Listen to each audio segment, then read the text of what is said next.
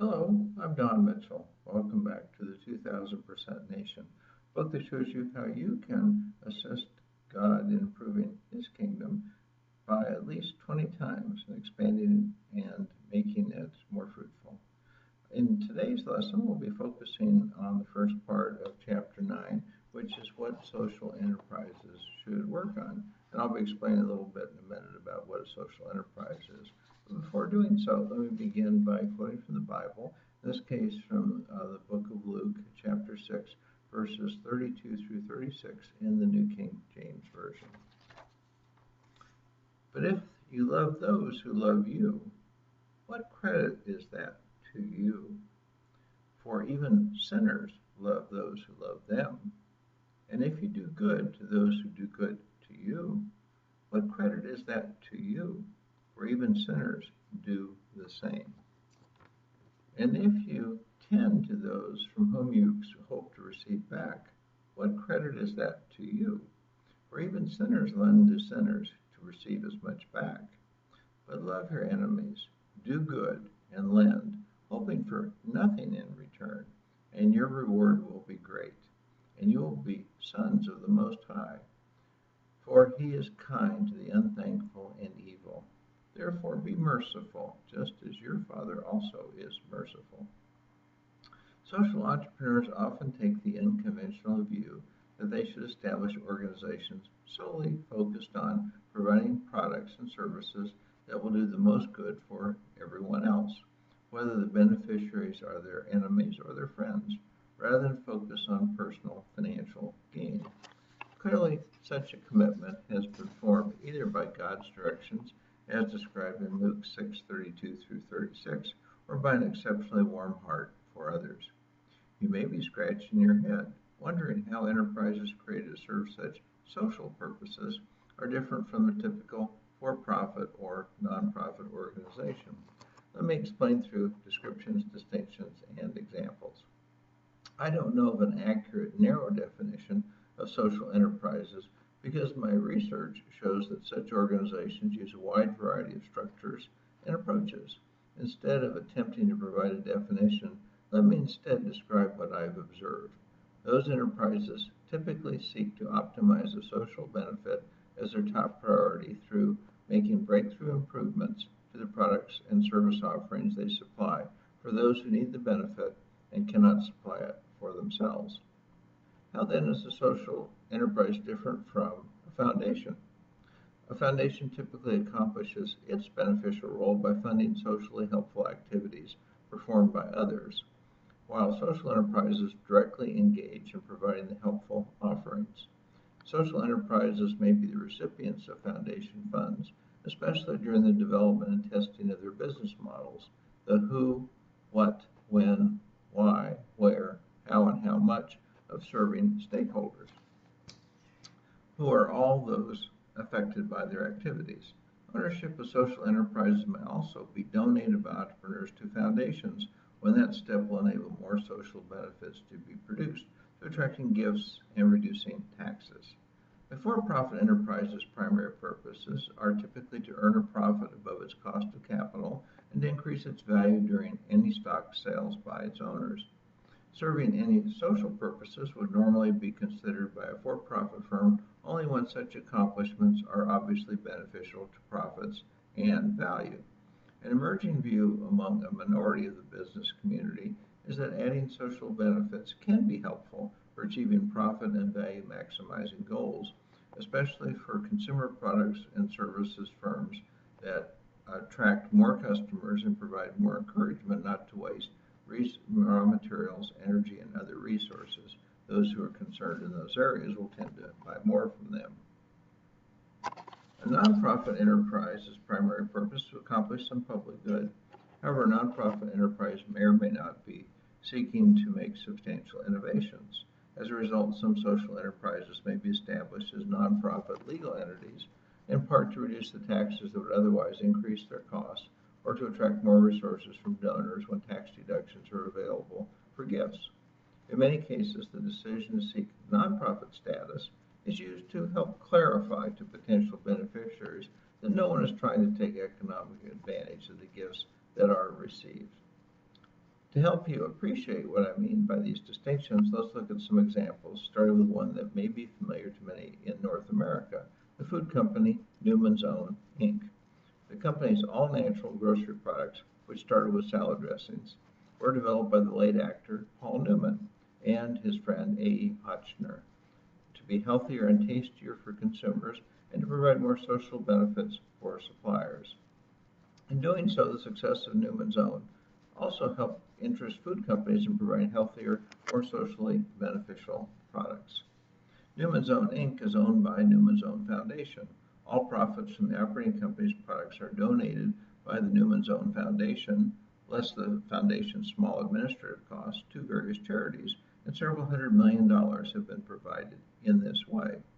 In this example, Newmans Own Inc. is a nonprofit social enterprise, and being owned by a foundation makes it legally easier for the company's profits to support worthy activities performed by various charities. If the only purpose of Newmans Own Inc. were to benefit its stakeholders and not to help any who aren't stakeholders, there would be no need for a foundation.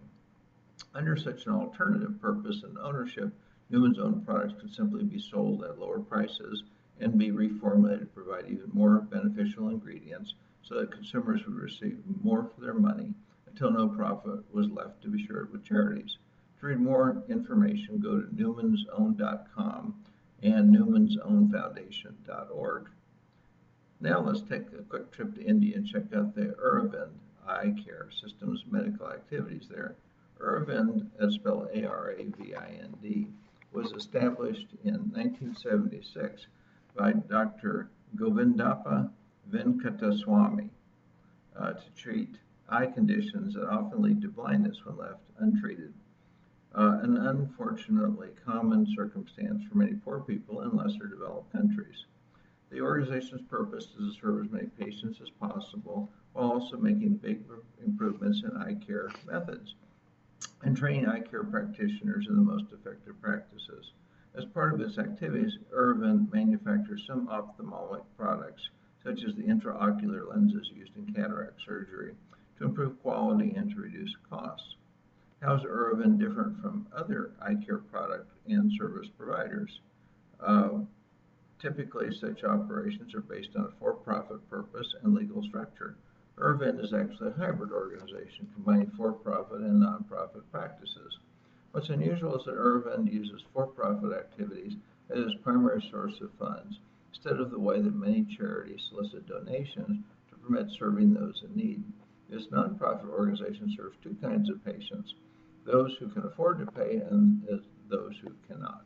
Profits from treating the paying patients subsidize services for those who cannot pay anything.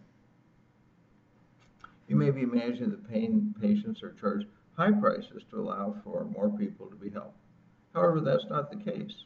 Instead, Irvan has become a world leader in cutting the costs and improving the outcomes of many eye care services, especially cataract surgery. The results are so extraordinary that the National Health Service in the UK has flown thousands of its patients to India for cataract surgeries that were conducted by Irvan physicians. Even after paying for the travel and other expenses, the total costs to the National Health Service are lower, and there are fewer surgical complications for those UK citizens than what the patients would experience from treatment by National Health Service surgeons back home in the UK. As a result of its innovations and educational activities, Irvan is advancing the practice of eye care for everyone, but even more rapidly for poor people around the world as the use of its business model and highly effective low-cost practices spreads. More recently, Irvan has been training its competitors in how to copy its most effective practices.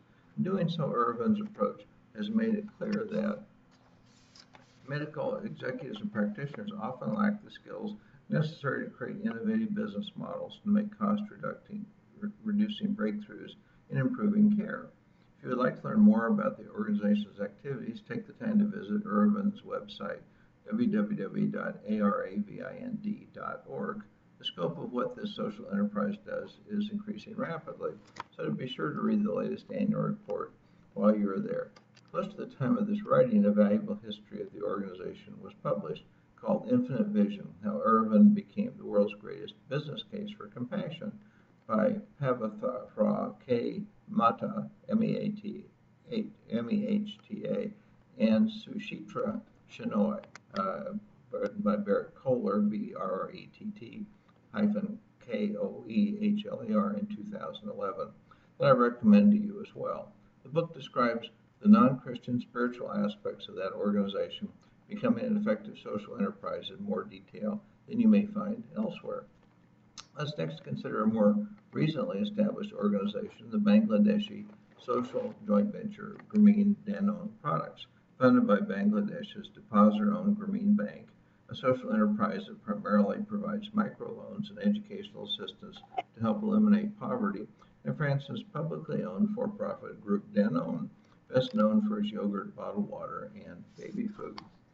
The joint venture produces a lower-priced, healthier yogurt snack that improves nutrition for children of poor families at low cost through an innovative small-scale manufacturing technology and employment of local small farmers as suppliers and poor women as distributors. The company also seeks to minimize any environmental harm through use of solar power and innovative packaging. Grameen Bank brought to this joint venture its local knowledge of a pressing social need for serving poor people and its experience in establishing enterprises that improve the quality of life and provide more income for poor people living in Bangladesh's rural areas. Group Danone brought to the venture its depth of expertise in creating, manufacturing, and distributing yogurt products. Unlike many joint ventures involving only for-profit, publicly owned enterprises, Group Danone didn't connect with Grameen Bank to enrich its shareholders. The joint venture was founded with the understanding that it would provide no profit nor any dividends on its investment to its founders, but would focus on avoiding losses. Any profits would be reinvested to expand the company so more people would be served and more kinds of nutritional products developed and distributed. Group Danone's financial expectation was simply to have its initial capital investment returned over time. The original intent was for the company's stake to eventually be sold at cost to the poor people who work in and supply the joint venture. Group Danone stands prepared to provide additional technical expertise after such a stock sale should other products or services need to be developed for the venture. Despite this lack of profit incentive, Group Danone's management felt very well rewarded for their efforts by having the chance to see the good that their activities have helped accomplish. The joint venture's work gave their lives more meaning than would have occurred by focusing only on traditional for-profit activities and serving wealthier customers.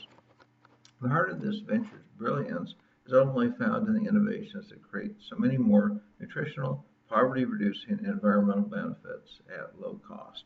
Without the combined skills of the Grameen Bank and Group Danone, such innovations would not have occurred. In the long run, however, the joint venture's success in serving rural poor people will primarily depend on the hard work and insight of its employees, suppliers, and distributors who serve local households. Even if you would like to learn more about this venture, its founding and initial development are described in Creating a World Without Poverty with a subtitle of Social Business and the Future of Capitalism by Muhammad Yunus, that's Y-U-N-U-S, published by Public Affairs in 2008. You'll also gain a helpful perspective on principles that can be applied for creating social enterprises that succeed by complementary organizations working together to make socially beneficial breakthroughs that neither one could do alone. With these three examples of social enterprises in mind, let me discuss possible roles for social entrepreneurs and their enterprises in establishing and improving 2,000% nations. While the potential list of roles is quite long, I believe the following are the largest and most beneficial opportunities for social enterprises. First, help nonprofit and for-profit leaders learn about the potential to make more breakthroughs in providing complementary exponential benefit increases for godly purposes by founding and teaming with others in social enterprises. Second, increase the capabilities of experienced social entrepreneurs to develop complementary exponential benefit breakthroughs for godly purposes. Third, assist people who would like to advance social purposes to learn the advantages of encouraging the founding of, establishing of, and support of social enterprises for godly purposes. And fourth, alert political leaders to the benefits of creating more incentives and reducing barriers for establishing and expanding highly effective, innovative social enterprises seeking to serve godly purposes. And in the next part of this chapter, we'll begin talking about the first of these purposes and roles, and I'll go on to talk about all four. And I look forward to sharing those with you. For the meantime, may God bless you, your family, and all you do. In the name of Jesus, goodbye for now.